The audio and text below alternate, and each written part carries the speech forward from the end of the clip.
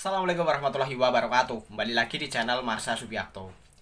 Pada kesempatan kali ini kita akan kembali membahas informasi menarik. Kali ini kembali terkait dengan P3K ya, atau pegawai pemerintah dengan perjanjian kerja. Jadi hari ini kembali ada informasi atau berita menarik berkaitan dengan P3K ini ya. Beritanya datang dari Provinsi Bali ya, tepatnya di pemerintah Kabupaten Bangli.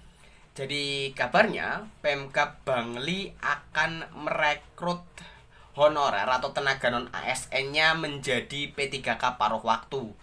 Dan proses rekrutmen honorer atau tenaga non ASN ini menjadi P3K paruh waktu adalah dengan melalui tes gitu ya. Dan rencananya tes tersebut akan dilaksanakan pada bulan Desember. Walaupun saya sendiri masih bingung gitu ya, karena dulu kabarnya untuk pengangkatan menjadi P3K paruh waktu adalah mereka para honorer atau tenaga non ASN yang mengikuti seleksi P3K di tahun 2024 ini. Kemudian belum diterima atau tidak diterima, mereka akan otomatis diangkat menjadi P3K paruh waktu. Tetapi ini kok berbeda gitu ya. Kenapa ada tes tersendiri untuk bisa diangkat menjadi P3K paruh waktu? Karena memang regulasi terkait dengan pengangkatan menjadi P3K paruh waktu belum jelas. Saya sendiri belum bisa memutuskan atau meyakinkan bagi teman-teman gitu ya, bagaimana proses rekrutmen menjadi P3K paruh waktu. Tetapi intinya ada berita di Provinsi Bali, di Pemkab Bangli, bahwa mereka akan merekrut honorer atau tenaga non ASN menjadi P3K paruh waktu dengan cara seleksi atau tes. Nanti kita akan coba bacakan beritanya ya. Dan mungkin dari teman-teman ada yang berasal dari Kabupaten Bangli gitu ya, yang tahu terkait dengan hal ini. Apakah benar Pemkab Bangli akan merekrut P3K paruh waktu dengan cara tes? Teman-teman bisa tinggalkan di kolom komentar. Kemudian beritanya juga menyebutkan bahwa yang sudah diangkat menjadi P3K paruh waktu dan ingin menjadi P3K penuh waktu, mereka juga harus tes lagi gitu ya. Jadi kemungkinan di tahun 2025 Pemkab Bangli ini akan kembali merekrut P3K penuh waktu. Dan bagi para P3K paruh waktu ini yang ingin menjadi P3K penuh waktu di tahun 2025 juga harus mengikuti tes lagi gitu ya. Padahal kabarnya sebelumnya bagi yang sudah menjadi P3K paruh waktu dan ingin menjadi P3K penuh waktu, mereka akan otomatis diangkat menjadi P3K penuh waktu, tetapi secara bertahap dengan cara melihat kinerja dari P3K paruh waktu ini. Ya tentunya beritanya masih simpang siur gitu ya, kejelasan terkait dengan hal ini belum pasti. Jadi mungkin untuk lebih jelasnya kali ini kita akan coba langsung lihat beritanya ya. Langsung saja, bagi yang penasaran simak terus. Oke, bismillahirrahmanirrahim, langsung saja kita mulai. Jadi inilah berita atau informasi berkaitan dengan Pemkab Bangli ya, yang akan merekrut P3K paruh waktu. Diberitakan oleh nusabali.com, judulnya Pemkab Bangli rekrut P3K paruh waktu. Kita coba bacakan ya. Pemkab Bangli akan menggelar tes penerimaan tenaga pegawai pemerintah dengan perjanjian kerja atau P3K paruh waktu. Tes diagendakan pada Desember 2024.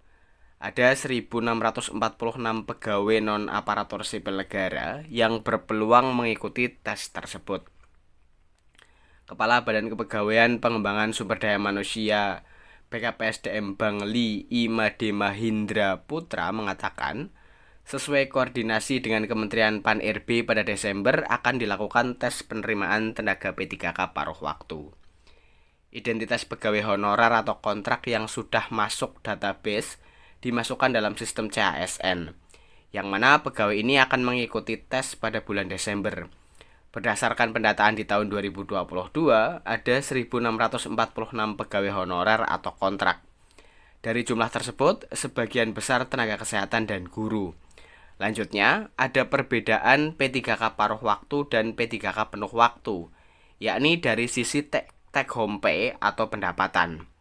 P3K paruh waktu dibayar sesuai kemampuan keuangan daerah, jelasnya Kamis 28 November 2024. Pejabat asal desa Kedisan, Kecamatan Kintamani, Bangli ini menyampaikan, untuk pendapatan P3K penuh waktu kisaran 2,9 juta hingga 3,1 juta. Sedangkan untuk P3K paruh waktu kisaran 1,750 juta, 1.750.000 ya, hingga 2,5 juta. P3K paruh waktu boleh menerima tunjangan sebutnya. Disinggung terkait anggaran untuk memenuhi pembayaran gaji, Mahindra Putra memastikan jika kebutuhan sudah dianggarkan. Disebutkan, tahun 2025 diusulkan untuk rekrutmen P3K penuh waktu. Mereka yang sudah lulus P3K paruh waktu bisa kembali mengikuti tes P3K penuh waktu. Untuk rekrutmen di tahun 2025, rencana ada ratusan formasi. Namun demikian, pihaknya masih menunggu keputusan pusat. Kami usulkan, namun untuk formasi turun dari pusat, termasuk jadwal pelaksanaannya sebutnya. Ya, jadi itulah ya berita atau informasi berkaitan dengan Pemkab Bangli yang berencana akan merekrut P3K paruh waktu gitu ya. Jadi sebenarnya beritanya membingungkan gitu ya, simpang siur. Karena memang ya belum ada regulasi yang jelas bagaimana tata cara rekrutmen P3K paruh waktu gitu ya. Karena sebelumnya kan informasinya untuk merekrut sebagai P3K paruh waktu adalah mereka yang di tahun 2024 ini sudah mengikuti rekrutmen P3K penuh waktu tetapi belum diterima, mereka akan otomatis gitu ya, tidak mengikuti seleksi lagi, akan otomatis diangkat menjadi P3K paruh waktu. Tetapi saat ini muncul berita atau informasi bahwa P3K paruh waktu itu harus tes lagi gitu ya. Jadi saya sendiri masih bingung gitu ya. Mungkin dari teman-teman ada yang berasal dari Pemkab Bangli atau dari Kabupaten Bangli. Teman-teman tahu terkait dengan hal ini, apakah benar di bulan Desember besok pemerintah Kabupaten Bangli di Provinsi Bali tentunya ya akan merekrut P3K paruh waktu atau seperti apa? Bagi yang tahu, teman-teman bisa tinggalkan di kolom komentar. Karena tentunya ya membingungkan gitu ya, apakah memang harus seleksi lagi atau seperti apa.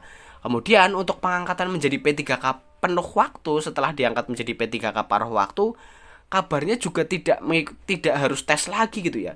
Artinya ya akan langsung otomatis diangkat gitu dengan melihat kinerjanya. Tetapi di sini ya, setelah menjadi P3K paruh waktu dan ingin menjadi P3K penuh waktu harus tes lagi juga beritanya. Saya sendiri juga masih belum yakin dan masih bingung terkait dengan hal ini. Bagi yang tahu terkait dengan hal ini, teman-teman bisa tinggalkan di kolom komentar ya.